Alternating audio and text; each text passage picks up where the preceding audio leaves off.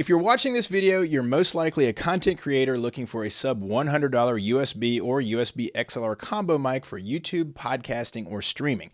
Now, to spoil this review a bit, the $90 Fifine Tank 3 is a solid option, no pun intended, for everyone in that category, and the rest of this video is to explain why. Now, there are a ton of videos out there going into the technical specs of the Tank 3 and putting it head-to-head against dozens of other microphones, the typical type of microphone review, but I wanted to approach this review from a bit of a different angle. The reality is that if you're watching this video and thinking of picking up the Tank 3, you're probably not an audiophile, you're probably not a professional sound mixer, and you probably don't have millions of subscribers to your YouTube channel or your podcast. Instead, you're probably more like me, someone who just loves creating content and wants to put out really high quality content, but is doing so with an eye on budget. And I want this review to speak to, well, us. As for the disclosures, Fifine did provide the Tank 3 for me to review, but no money changed hands and they do not get to see this video before it gets posted.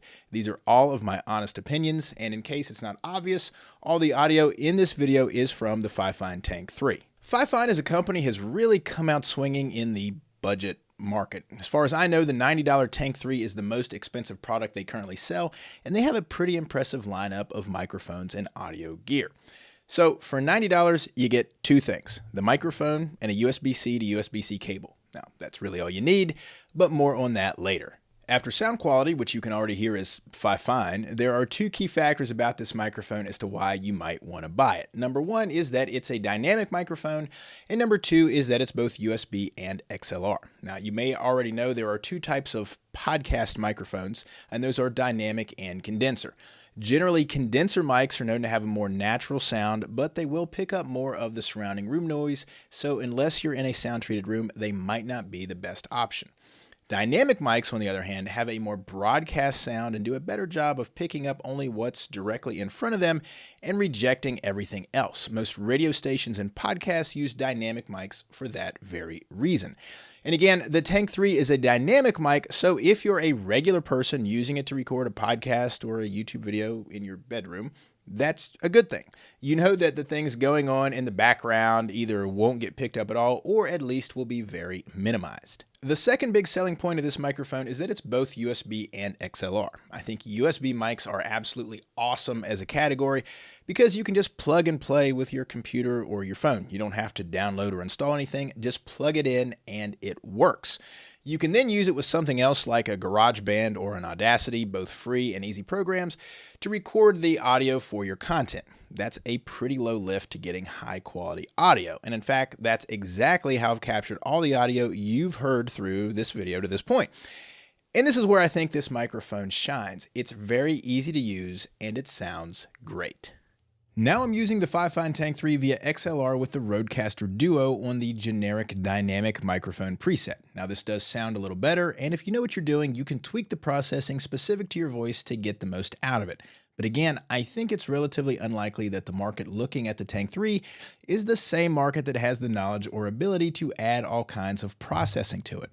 Now let's keep it real here. This microphone is really for those of us who just want to plug it in and get great results. Sticking in XLR mode, I'll highlight a couple more cool and helpful features. The first is that it has a headphone jack. You can use this to monitor your audio while you're recording, and you can also use it as the audio output source for your computer. Now, I personally do this all the time since the cord on my headphones isn't really long enough to reach all the way to the computer. I find this really convenient. Along that line, the Tank 3 has a physical dial for the headphone gain. Super clutch. And I'd be remiss if I didn't also mention the physical gain dial on the Tank 3. Frankly, I recommend just setting it around 3/4 or full strength and keeping it there, but it's great to know that you can adjust it. And rounding out the physical buttons is the mute button. It only works with USB and it turns red when you're on mute. I'll also mention that you can use the Tank 3 in USB and XLR modes at the same time and record on two different devices, if that happens to be something you're into. So the Fifine Tank 3 microphone is a great choice for content creators. It sounds great in USB mode, and if you want to step up to XLR, you can take its features a bit further. And to be honest, because the $90 price point is so reasonable, I'll probably pick up a second Tank 3 to use for in-person guest podcast interviews. If you want to pick up the Tank 3 for yourself, there's a link in the description below, and you can click here for more microphone reviews and other tips to help on your content creation journey.